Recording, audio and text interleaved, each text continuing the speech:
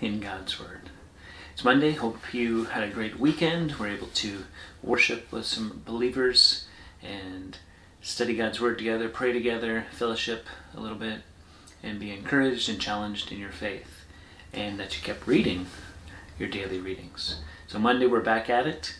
And today the readings are from Genesis 25, Esther chapter 1, a new book, Matthew 24, and Acts 24. And since we are in the book of Revelation on Sundays at Calvary Chapel, we're going to spend a little bit of time here in Matthew chapter 24. And there's a lot of things that Jesus talks about here that pertain to the end, and it's based on the question the disciples had as they were leaving the temple area and all the buildings of the temple. And Jesus answered, "You see all these, do you not? Truly I say to you, there will not be left here one stone upon another that will not be thrown down." So in that, Jesus is talking about the temple area and how it's all going to be torn down. And that occurred in 70 AD. Not one stone was left upon another. And so we build on that. And I think it's important to understand that when Jesus talks about something that then came to pass already, well, then the rest of the things that you're going to talk about, the rest of the signs, the rest of the things to look out for, the return of Jesus, are also going to happen. And so, what will be the sign of your coming and of the end of the age? And so Jesus goes into this long answer, really, of several minutes. First, don't be led astray. There'll be many who come in my name. So, the implication is, of course, Christians, people that follow Jesus, can be led astray if what? If they are not tuned in to the Word. Wars and rumors of wars, that's not the end. Nation against nation, kingdom against kingdom, famines, earthquakes. These are but the beginning of birth pains. Now we often talk about these things. Well, it seems to be increasing, seems to be more, and it's possible. It's also possible that these start to refer to right during the time of the tribulation, right? And so he talks about a time of tribulation, being put to death, and lawlessness increasing, and all of these things.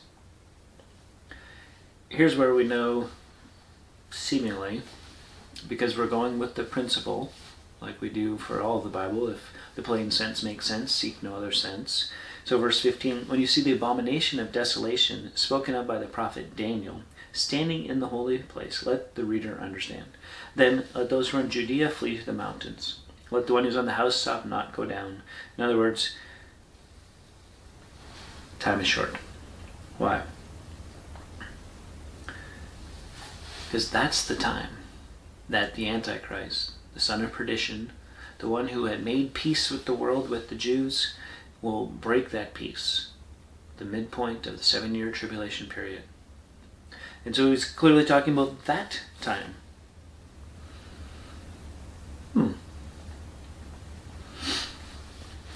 And then when will that Son of Man appear? Talking about himself, verses 29 to 31.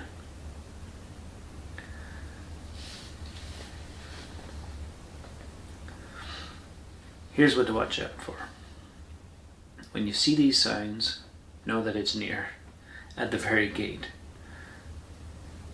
But concerning, verse 36, that day and hour, no one knows, not even the angels of heaven, nor the Son, but the Father only. And he talks about the days of Noah, how they were just eating and drinking and marrying, and then when the flood came, the doors were shut, the flood came. So therefore 2 men will be in the field, one will be taken, one left, 2 women will be grinding at the mill, one taken, one left. Therefore, verse 42, stay awake, for you do not know on what day your Lord is coming. This, I think, refers to the rapture. We're like, why? Well, because it's still referring to the second coming, the Son of Man returning on earth, as we've seen earlier in the chapter.